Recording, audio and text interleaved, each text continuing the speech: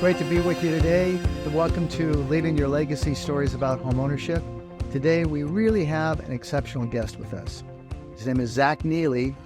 I'll introduce him to you in just a minute. I want to give you a little bit of his background. The bottom line is Zach has produced $50 million in sales in a short period of time of just 6 to 7 years, which is really uncommon for individuals just starting out in the real estate sector. And, things like he's in the top 25 in Keller Williams in Westlake Village. He got the Quantum Leap Award in 2021, which is a huge honor. He's been the top producing agent with Tristan Amata and Associates for his team. And he's just done an outstanding job in generating real estate sales. And so I wanted to have him on because of the fact that there's not a lot of people that can generate that kind of business when you're so new in the market. So, Zach, it is great to be with you today. Thanks for coming on. This is fantastic. Thanks for having me, John. Appreciate it. I wanted to have you on for a long time, so I'm glad you're here. Yeah, I know we've been talking about it, going back and forth a few times, so I'm glad we were able to put it all together. Yeah. So today is February. We're in 2024, and the question is that I want to ask you so that we can kind of get some juice going to really help our listeners and viewers. What are you doing right now that's helping you to be successful? Because the market is still a little bit challenging. Rates have come down a little bit, but what do you see are the challenges, and what are you doing to overcome those? What are you working on that's really helping you? Because your what you've done in the past is extraordinary. So share with us a little bit about what you're doing now, what the challenges are, and what you're doing with those. Well, to be honest, this business is, you can make of it what you want, right? You get in what you put out, or you get out what you put in. Yeah. Reverse that. And so, a lot of what comes down to is relationship building. I know you experienced that in your business. Yeah.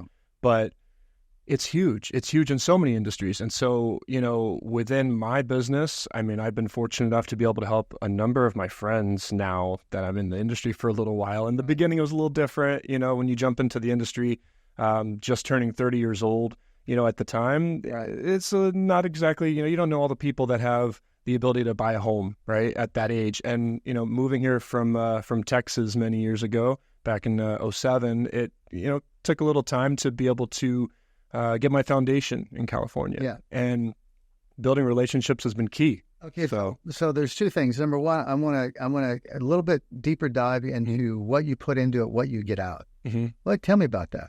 What's your thoughts on that? Well, you can kind of treat it like a part-time business and you'll get part-time results, but if you're an entrepreneur, when you're in this industry, you're self-made essentially. And you also can utilize all of the relationships you have around you.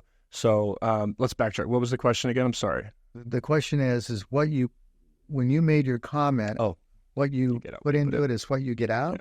Yeah. That's excellent when you say, if you want to be part-time, you're going to get part-time results. Yeah. Right? So, the fact is, what I think is really interesting in speaking with you and having worked with you and your clients is that you are all in. Mm-hmm.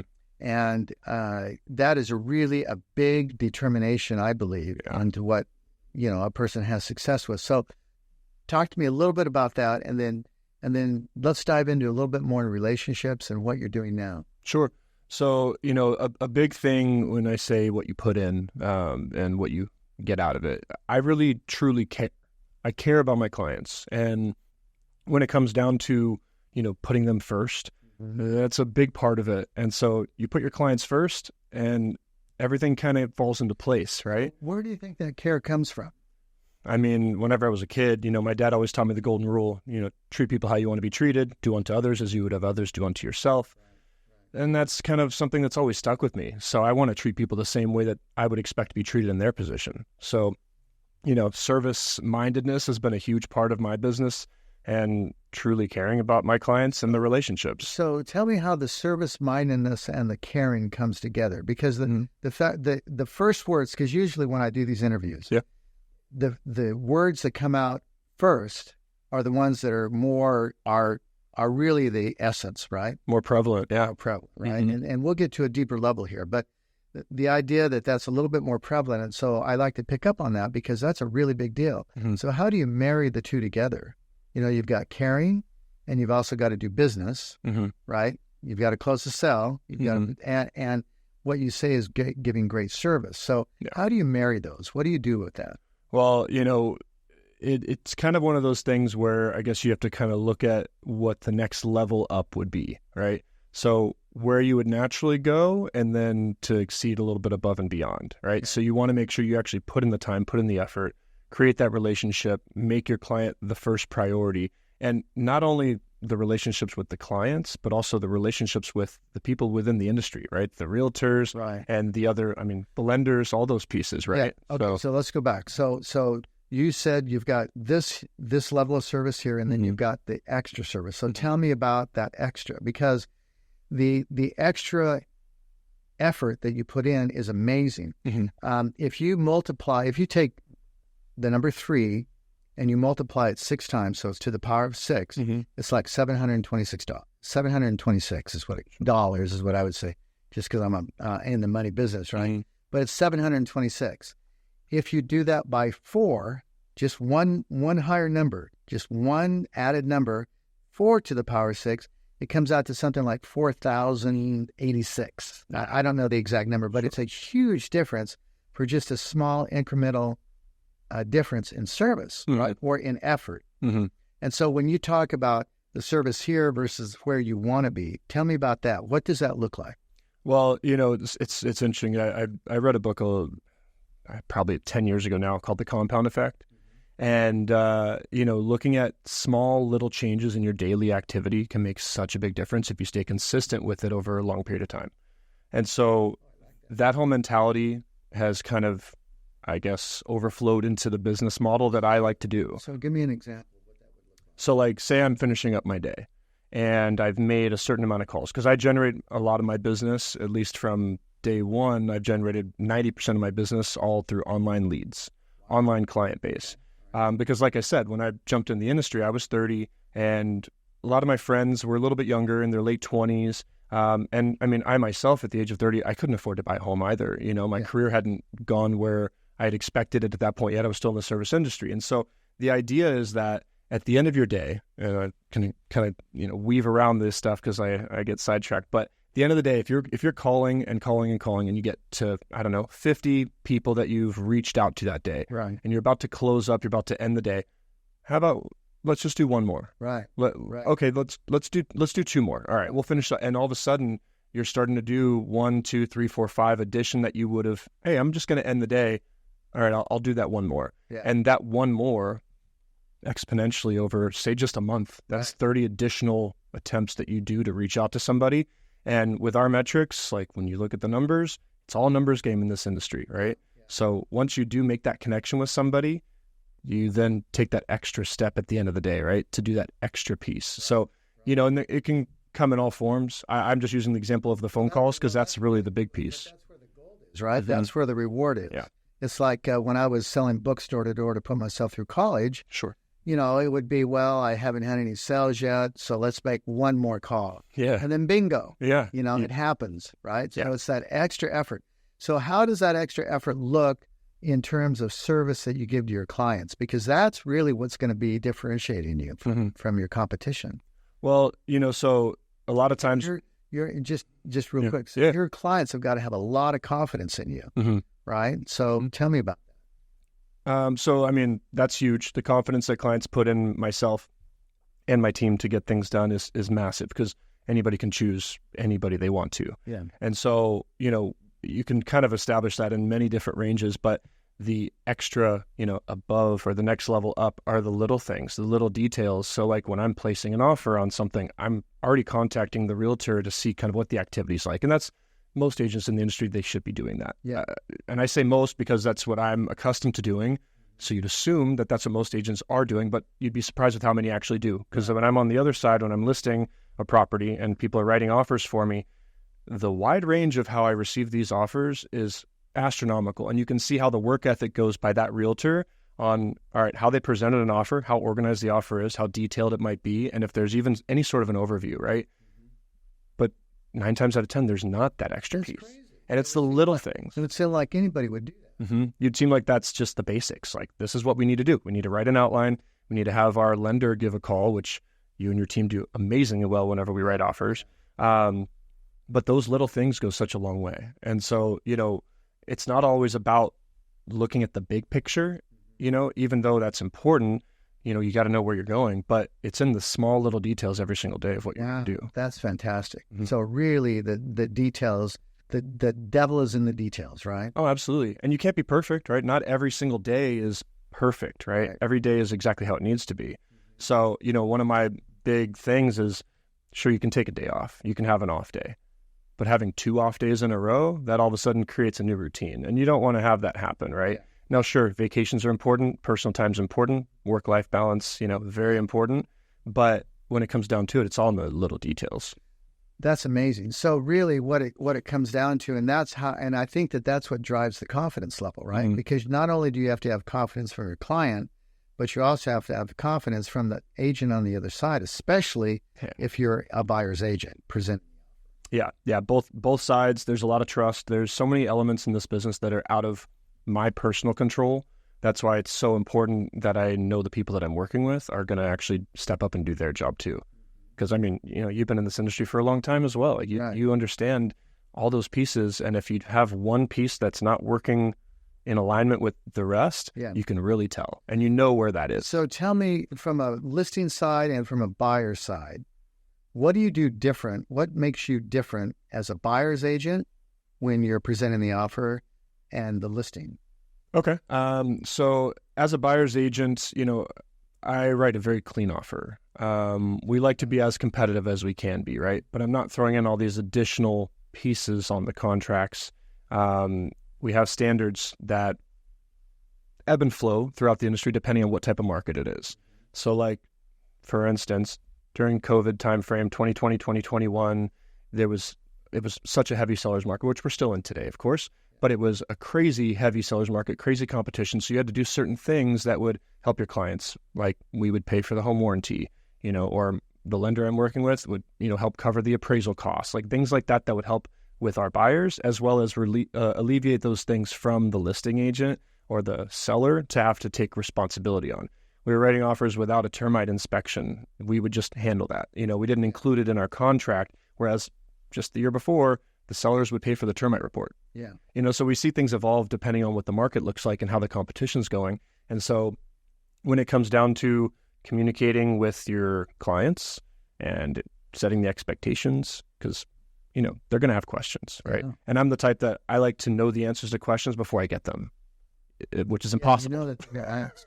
They're going to ask questions. You don't know what the questions will be every single time, but there's certain questions that, if I were a buyer, I would have the same questions. And if I were a seller, same questions. So we like to kind of set that up. So when writing a contract, or an offer, I should say, it's super important to write it very clean. You don't need to do the extra details with writing out, specific memos on what the buyer might need in certain open categories. Some agents do that, and that's okay. It's not that it's wrong. It's just, it makes it a little bit more. It makes it more cumbersome. And more complex for the listing agent to, when they're deciding between you and another offer that might be, we have this additional detail in there. You have to present that to the seller. Right? They present it all, and they tell the sellers what's going on. Mm-hmm. And you put yourself, both sides. You put yourself in the listing agent side if you're selling the home, or the buyer's agent side if you're representing the buyer. What's easier for your client. And so when you present it to your client in that way, if it's communicated across from the other side as this is an easy situation or easier, or, it's straightforward, right? Because the complexities of deals, there's curveballs in every escrow. And so it's just better to write it as clean as you possibly can, write a nice little letter personalized to the listing agent side of explaining who you are as a business, who you are as a realtor and your team. Perhaps give them some background on your sales and volume. I don't want to give away all the tips and tricks, but those things present you in a really good way and let you know that, they are working with a professional on the other side. So it's kind of like a brag sheet. I guess so. Because not necessarily like a bio, but it's somewhat like that. Like, hey, we're a part of, I'm Zach Neeley. I'm with Tristan and Associates. We've closed this many sales. We help, our clients get these situations handled. If you have questions, this is what we've done. And it's just a little blurb. It's not the whole thing. And then you just, you kind of outline your offer. Yeah, but that's the extra detail, though. Yeah. That's the part. Yeah. And we often think about how the listing agent is going to look at that. Yeah. The seller reviews all this. Yeah. Right? Well, if the listing agent's doing their job, yes, the seller is supposed to review everything that they receive. They'll get that note. Yes. Say, hey, this is who we are. Yeah. And when you stack it up side by side to the other offers, you want to stand out in some way, or else it's just a mix. And, some sellers would like to receive personal letters from the buyers. Some sellers would not. And luckily, that's in the contract now, or they can check a little box if they want to receive those or if they don't. Right. But, personal letters go a long way. Staying in as a backup offer goes a long way. I've gotten the amount of offers I've had accepted because we were backup position number one. I couldn't even tell you at this point. Oh, tell me about that. That's interesting because a lot of what I hear from some agents, and it's not going to happen. I don't want to waste my time. Yeah. And that's the thing is, and I say this a lot probably, but you miss every shot you don't take. You miss 100% of the shots you don't take. Yeah. Why not put your foot in there, but put your foot in the ring? Why not put your offer in and, hey, worst case scenario, we're right back where we just were without placing an offer. So give me an example of how that works. I mean, that basically the one offer falls through, or what happens? Yeah, escrows cancel, change, things fall out all the time. So, there's so many variables. And I've been through transactions where we're almost going to fall out of escrow, but the team that we work with, it just comes together, right? Sometimes things just, you work hard, you get lucky, right? There's definitely luck in this industry as well. Yeah.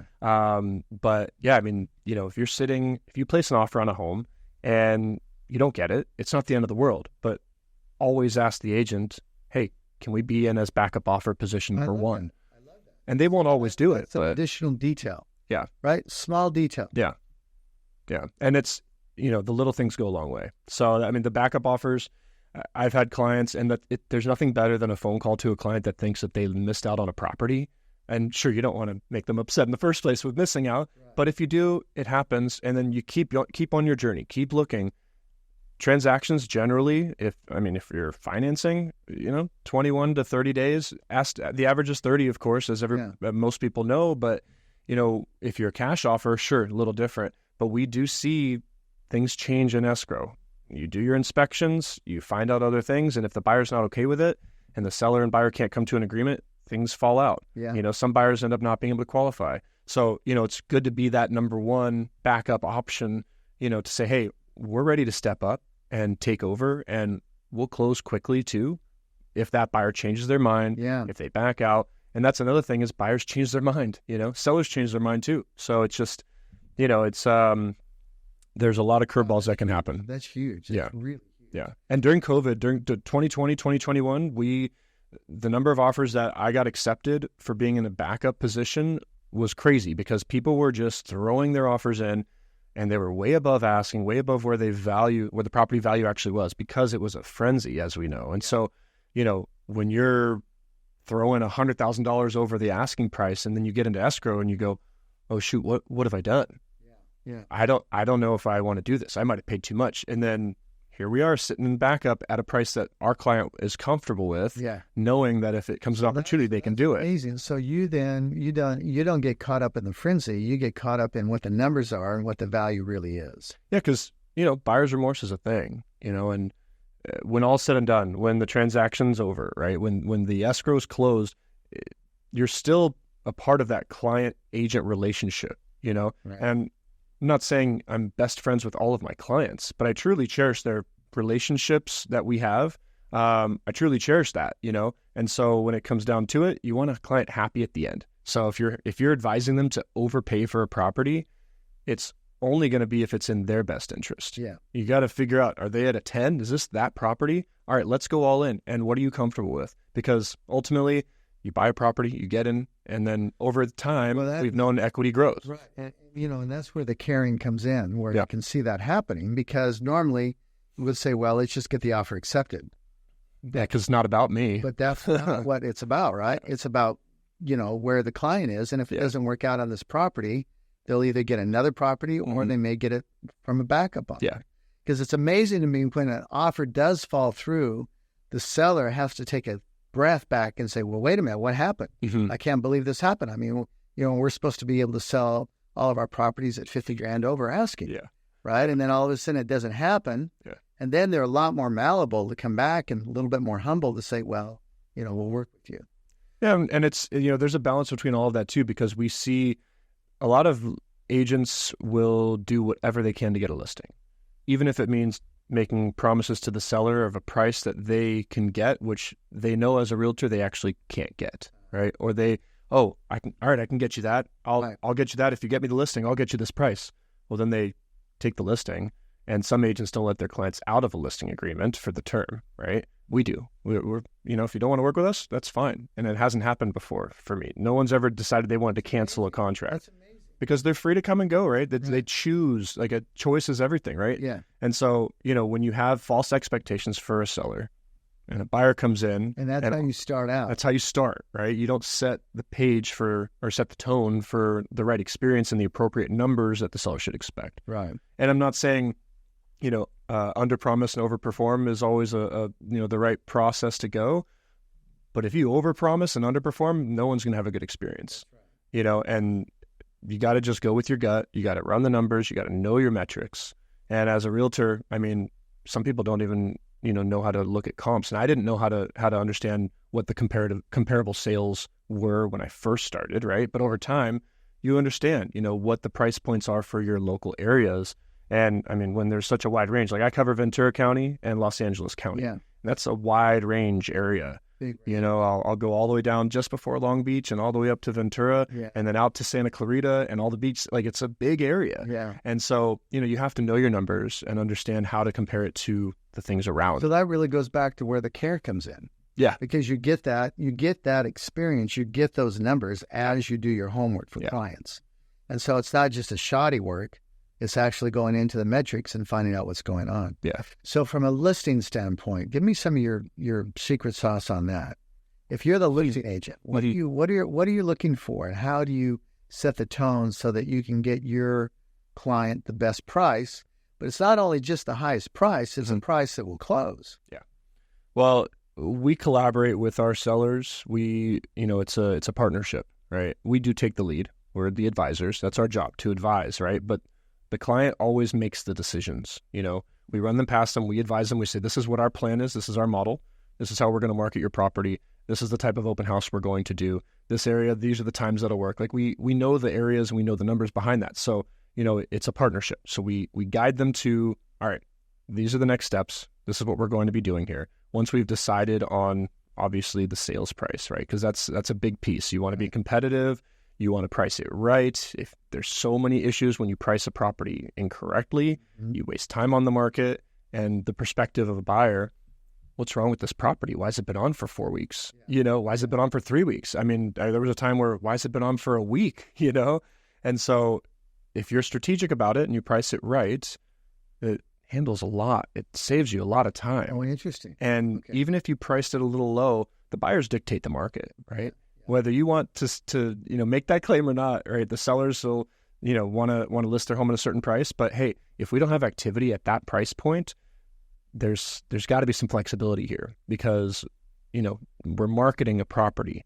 Just like you go to a grocery store and they're marketing a product. Each product is priced accordingly. Sure, some of them you have to buy. And some buyers in the real estate market also have to buy.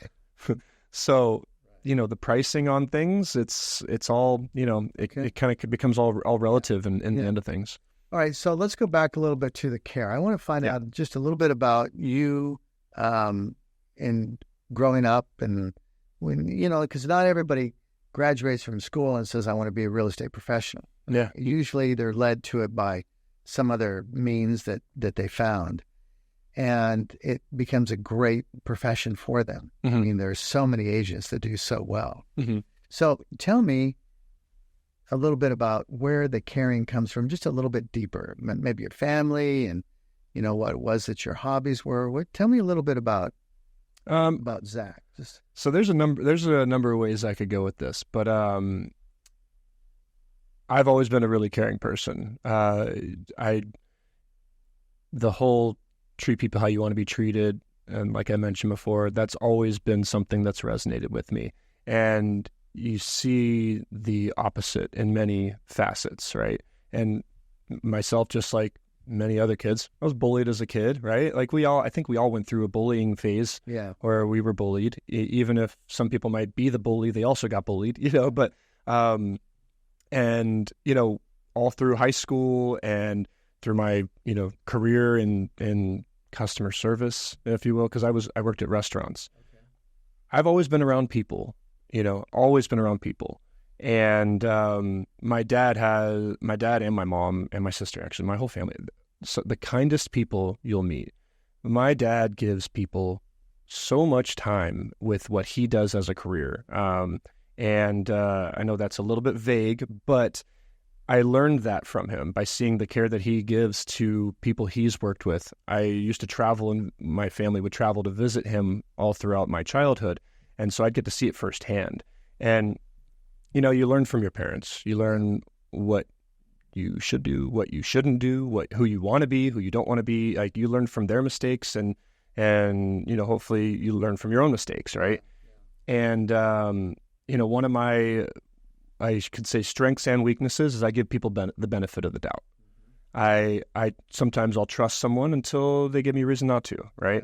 Yeah. And so, it does come down to just knowing who you are and knowing who you're going to be working with and really kind of cherishing that. So, like I told you, I was in the service industry for a while. Right. I worked in restaurants from when I was 18 until right before I got into real estate, essentially 30. Yeah. So you're looking at 12 years of a career overall in a restaurant business. Yeah. And I recommend everybody works in a restaurant at some point in their lives. You really learn how to take care of people and how people take care of you. And it's that whole same mentality, treat people how you want to be treated, right? And you all of a sudden start seeing that mentality improve your business. Like, I started getting the best stations, the best sections at the restaurant business, right? I started getting really good tips. Why do you get good tips? Because you take care of people. It's a service industry, right? And those are in the details, and that's the extra effort that you're giving. All the little things. Goes back to them. Mm-hmm. And being very personable, right? There's sales, right? You get into sales, you're selling a product, an item, a theory, a mentality, whatever you want to sell. It's all over the place. But if you sell with your heart, right? If you sell with being genuine throughout the whole process, right? Mm-hmm. You're coming from a good place. You're going to see good results. So one thing that's interesting is you use the word cherish. Mm-hmm. That's really a cool word. Mm-hmm. Cherish is a deep word. Cherish is something that goes beyond just caring, really. Mm-hmm. Cherish is more like that extra effort. It's that extra, at least the way I interpret it. Cherish would be a little bit better than what caring is, because that means that you're really going down to a deeper level. Now, the one thing that I wanted to ask you about is before we came on to the interview, you talked about that one of your hobbies back during college, because you graduated from Channel Islands in business. Mm-hmm. And was in art. So tell me a little bit about why did you, because that's really important, because if you are an artist, if you've had any kind of experience with art, it's really interesting because it means that you are right brain, right? Mm-hmm. But yet you're in numbers as well, so you're left brain, mm-hmm. right? So your clients then are getting the amalgamation of a guy a person who can do both. So tell me a little bit about art, because art has a big influence on how, coming from an art background, my wife is an artist, and, mm-hmm. I can see a lot of different personality traits of genuineness and caring. So tell me, because, she does a little bit extra. She does a little extra mm-hmm. detail here just to make it better, right? Not just because you're going to get a better grade, but because it looks better. Yeah. Well, it's interesting, too. I never really correlated the fact that art, I did at the time, but you're making me realize that, there's a connection between it's all in the details with art, and it's all in the details with any art and your craft and real estate and anything you want to apply it to. It's all in the small things. So art was a really good way for me to express myself whenever I was in college, and, kind of a way to... I guess get some relief from the stress of a normal college experience with studying and preparing for exams. And like, you would look forward to art as if, I can just be, and I can put whatever my perspective is in my mind on that page, Yeah. So art was really a transformative thing for me when I was younger too. I mean, I grew up drawing, and I always thought, I mean, when you're a kid, you think things look just incredible. And then I found some of my old like childhood drawings, and I'm like, can't even tell what some of these things are, But through college, it was really great. It was definitely something for me to be able to express myself and just to be able to kind of, just breathe, So now, did you use more brushwork, or did you use pastels, or what was your? Yeah, it was like pastels, colored pencils. I loved anything I could really use my hands with, because I couldn't, for whatever reason, I could not figure out the paintbrush, and I couldn't sculpt. But I loved like charcoal drawings and really getting into it, because I feel like you really put a part of yourself within that by the direct contact, I guess, on the page with the medium, with whatever the medium is. If you're using like you mentioned pastels first, that was my all-time favorite. Right. Pastels it's just so fun to use. The reason I bring up pastels is that and I know this is crazy to talk about pastels and realism. I know. But with pastels, what really makes it interesting is that to really do a great job with pastels, you have to get in and touch. Mm-hmm. You have to smooth things out. I mean, you have to use your hands, right? Yeah. So it's a feel. Yeah. And that comes a lot too, and that translates. I know a lot of people don't think about it, but when you think about it, it translates all the way up into your entire being, it's your essence, and that translates into caring. Yeah. So when you use the word cherish, that's a very big deal, because that really is an extension of that. And so I would think that your clients are going to be able to get that combination that they're not going to get with a lot of people. Mm-hmm. Well, and you pointed out using your left brain and your right brain, because I've always been mathematically inclined. Numbers work. I mean, not to say I'm, going over here doing statistics and calculus, but it just comes together, so you can kind of see what that looks like and how that aligns. But pulling in the art side of things, I guess it really brings in that ability to be very transparent with my clients, very honest with them, very caring, of course.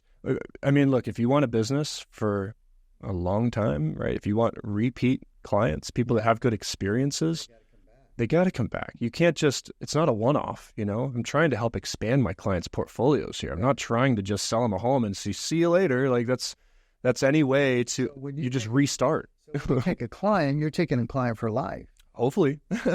That's my intention. So buy more real estate as well. Yeah. So, and you tell them that. Yeah. Because you reach out to your clients in certain times, right? Whenever things are in great positions, and look, we can't predict the future. We know what the numbers are today. We know what we expect things to be based on economic plans, based on the experts in the field. We understand that, there's certain expectations, and everybody has a different one. If we could predict the future, everybody'd be a millionaire, And so we want to guide our clients with, hey, this is what my gut's saying. You make your choice, but like the rates are going to be this right now, and I think they might be the best in this amount of time, or the market's going to be this right now, and I think later this year, you're going to be looking back and really wishing that you had bought earlier, or, hey, let's hold right now. I think there's going to be a better window, this summer or this winter or this fall. But it's very dynamic, because, every client has a different timetable. Every client has a different timeline. Every client has different financial ability. So there's a lot of differences. Just the fact that you're looking at it as a long-term relationship, going back to cherishing that relationship, makes it so that you want to be there for a while. Yeah. I mean, what's the point? I'm not here, I'm not here for a one-night stand. I'm here for a long-term relationship, Not a transactional aspect. Yeah, exactly. So I know that we've talked a lot about the things that make you different, but just kind of in a little bit of a nutshell, why would people work with you versus somebody else? I don't know. No, it honestly comes down to connection, man. It really does. They trust. Like, trust is everything, right? So if your client understands that you have their back, no matter what, right? That's a huge piece. Now, the numbers, the connections that I have outside of that with other realtors, with other networks within the industry, that we get opportunities for off-market listings that are not on the market, things that are coming soon. I know a lot of agents will say that they have those things, and we don't always have an off-market listing. But, the more people you know, the more relationships you have, the more connections you're going to have, and the insight you're going to have within the industry, it's going to be tenfold. So for a lot of my clients, like I helped just this last year, one of my clients both clients, good sets of friends of mine, really good friends. And one, they were looking to sell their home and the other wanted to buy. And when you match that up, we never went on market. I said, hey, I have friends that are thinking about selling. Do you want to come take a look at it? Like those opportunities come up and they end up getting the property and getting it at the market value price. Like it's not like we're off market, so we're going to get a deal here. It's got to be a fair scenario for both sides in every deal. And I know you say, oh, you lost if you didn't get a better deal. But ultimately, if everybody meets in the middle, there's a middle ground for everything. Yeah. And sellers don't have to sell at a certain price unless they need to sell, right? Yeah. And buyers, they can only spend so much. So when you can mix that and find an off-market property and find a buyer for your seller or a seller for your buyer, however that looks, those things go such a long way. And when you start to experience those things and see it firsthand, as opposed to, I have off-market listings and I can, when you experience it, it's such a different feeling all around because you've just made two families extremely happy. Oh, yeah. And now the new buyers, they're having their first child. We worked on that deal together. Yeah. And so, those are some huge pieces of what values we can really bring to our client base when we can have off-market listings. Yeah. Additionally, for that, the negotiations are very important. And tell me about that. Not everybody kind of understands the basics of negotiation. And I'm no, expert, right? But I like to say to my own horn, I'm a good negotiator. Yeah. I get my clients what they want. And, I express to my clients what these things will require to get to those certain cases. So, it's tough, right? Usually you don't want to accept the first offer. Right? People are starting with an initial offer. You got to kind of get into the minds of what people are going to be doing and what their tactics might be. It's also important to be able to call someone's bluff, right? Oh, we have multiples, or we have this, or we have a bunch of offers coming in. Well, okay, do you really? Let's see how that goes. And you see how the counters look, and you can see through a lot of the cracks in that position. Yeah. So, but I will honestly say the relationships, I started off with, it's all relationship building, and that's so true because clients, agents that you work with, lenders you work with, you never know what opportunities are going to arise from that.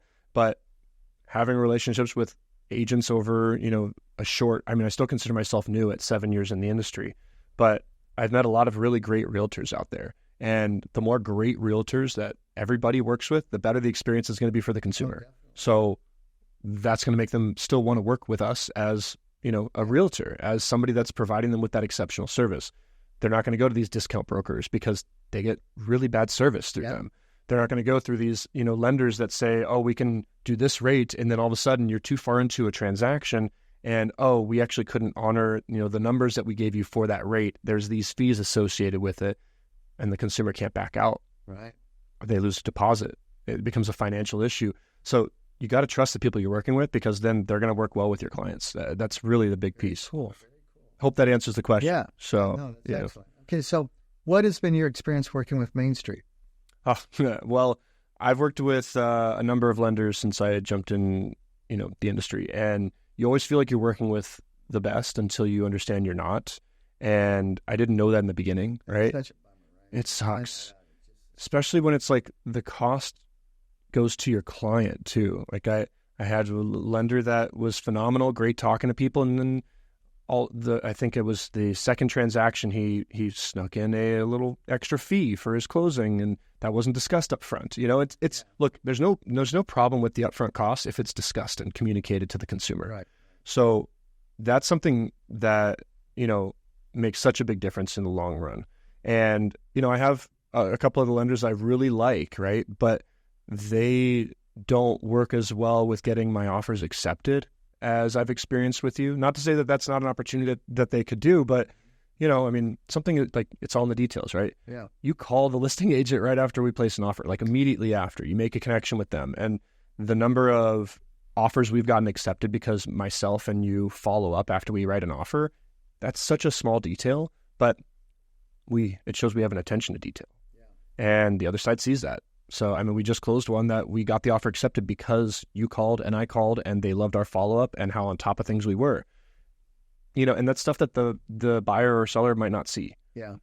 But the behind-the-scenes stuff that we do every single day, like people, wonder, oh, realtors get paid so much money. They get paid this and that. Well, the amount of work, we work 24/7. They don't realize. Realtors, lenders, like we work all the time. Like you and I, we've been on phone calls at 9 p.m. at night, on a Thursday, Friday night. You work weekends, like you're available for clients, and availability is so much. So, that really goes a long way with myself and my clients. I mean, they've all had good experience. I don't know any of my clients that have had a bad experience that we've worked a deal together. Yeah. So, and it's been a while since I've had clients that had a bad experience overall anyway with a lender I've used. But when they usually do have a bad experience with a lender, it's because they chose the lender they wanted to go with based on this rate for this price. Right. We can do this for this. And then they bottom feed shatter. And then all of a sudden you're like, oh, I'm just a number. I don't have any sort of priority with this lender. No, we can't remove this contingency because we haven't gotten the approval from my underwriter on this, or that, where in any other circumstance, those are little things that we can remove a certain contingency. Sure. And I mean, we had risk of losing deals before with other, I'm not going to name drop certain, larger banks, but they can be very challenging to work with. They can be very hard to get a hold of. And guess what? After 5 o'clock on the weekdays, they're not available. Hey, they don't work the weekends either, so I refuse to work with a lender. If it's my choice, I'm not working with a lender that, shuts off at certain times. Even if it's just a text, like, yep, I'll work on this tomorrow morning, like that little communication, easy. That's great. Or, hey, can you call this client? They're only available on Sunday. Yeah. Some lenders are not available on Sunday, so they won't call the client. And that loses so much business, so many opportunities. And I'm sorry, but if a client sees that the lender isn't working that well and, they're not doing their above and beyond, right? They're not going the extra step. It reflects the realtor, because the realtor might be that original connection for the client. And clients likely think that the realtor, the lender, the title company, escrow, all are like one. Right. And we are, but we're separate businesses, separate entities that collaborate together. So, there's so much that we don't know. So much that consumers don't know about the inner workings of the industry. And that's okay. They don't need to know all the things that we do, but we show our value with getting them the property that they need. And we show our value with getting them things in the right time frame and expressing to them what obstacles we might have, so that way they understand before we get there. They know what battle we're about to go into. When the approval is coming, they know when the contingencies seem to be. Yeah. And they have an idea on what their next steps are, because this is a huge, some of the biggest purchase that most people will ever make. Yeah. And we get to help them do that. That's huge. That's very grateful. So, last question for you. Yep. If you had a megaphone and everybody in the world would listen to it, something that's a lot of power. That would make a big difference. What would you say? What's something that you would think that's really the essence that's really important to Zach? The first thing that I go to is trust. Trust the people, the professionals that you put in place to take care of business, to handle, and just make sure that you follow your gut. Like, that's a big thing. If we have a weird feeling in our stomach when we're doing something, it's probably not the right move. Yeah. So, you got to trust in the people you employ, the people that you collaborate with, and yourself to be able to get these big deals done. That's really where it's all at. Trust in that. I already said it's all about relationship building in this industry, right? Yeah. And to build a relationship, you have to trust the people that you're in a relationship with, however that business relationship might be. There's a lot of trust there to know that they're going to handle their business. So I feel like that would be a big part. Like, if I was talking to a first-time buyer or a first-time seller, because even if you don't think about it, like selling your home for the first time, there's so much you don't know as well. And a lot of things you don't know what you're doing and how to do it. So you got to really trust in the guidance on that. So as a millennial, what do you say to people that are saying, no way, I'm going to rent the rest of my life because I can't qualify to buy? That's a hard one, because, I don't... As a server at Cheesecake Factory, were you thinking I can buy a home? No shot. Even if there were years where I made good money at that time, right? There were years at serving where I made the most money I had ever made at that point. So what can you say to millennials? What's your honestly, you got to just keep pushing forward and keep working on yourself. Nothing's handed out.